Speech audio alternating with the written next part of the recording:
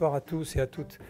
Ce que je voulais simplement dire, c'est une réflexion sur ce que c'est que la santé au travail, parce qu'on est passé de la médecine du travail à la santé au travail.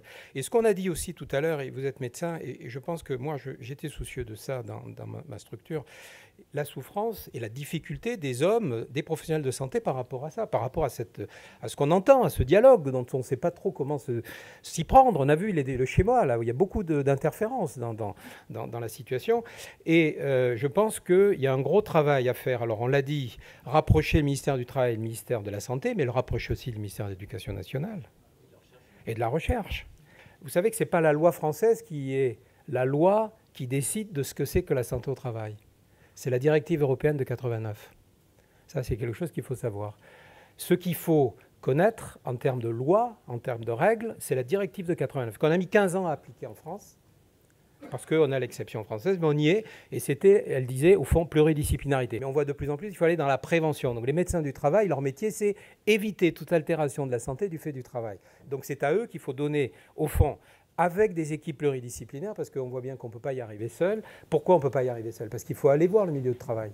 Et vous l'avez très bien dit dans les protocoles HAS, on a tout l'aspect identification, vous l'avez dit, sur le plan psychosomatique, psychoclinique, de ce que c'est que ces phénomènes-là. Mais ce qui crée le phénomène, c'est aller vers la cause.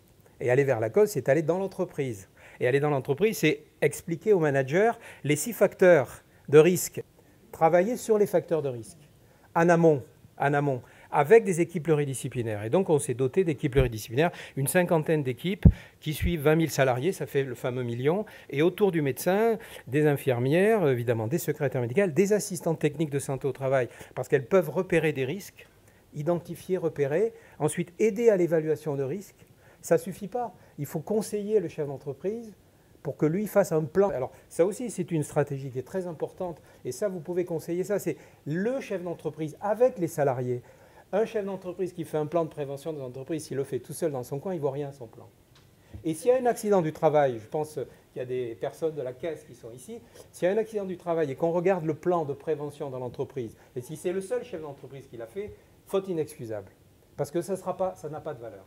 Alors, il doit avoir de contact aussi, c'est quelque chose qui est apparu dans la loi 2016, c'est avoir le contact avec le chef d'entreprise. Un médecin qui n'aurait que le contact avec le salarié, il ne va pas être riche de la connaissance de l'entreprise. Il faut qu'il ait le contact avec le chef d'entreprise et il faut qu'il ait des éléments, les fiches d'entreprise, un document unique, il ait avec ses pluridisciplinaires des connaissances de ce qu'il y a dans l'entreprise par rapport à ces facteurs-là.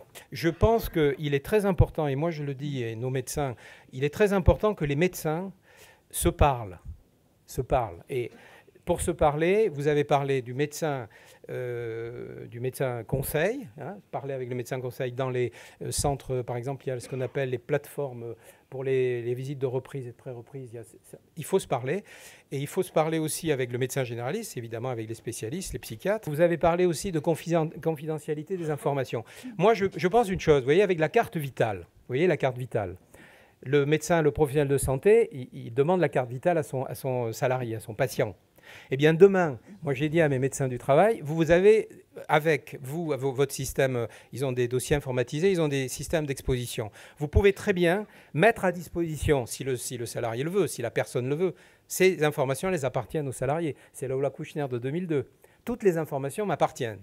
Donc, je peux demander, moi, que mon service de santé au travail, que mon médecin du travail, qui a noté un certain nombre d'informations sur mes expositions, puisse donner accès à ces informations-là aux médecins spécialistes ou aux médecins généralistes. Et vous avez la possibilité, si le patient le souhaite, d'accéder. La carte vitale serait simplement une clé d'accès pour avoir accès aux informations qui sont déjà... Voilà, et ça donnerait un sens, disons, de connaissance un peu de l'environnement. On a la personne en tant que pathologie et puis l'environnement de travail dans lequel le salarié ou le patient est totalement propriétaire et peut donner cette information pour créer un éclairage, si vous voulez, un peu plus large de ce qu'il a comme, au fond, situation au sens large.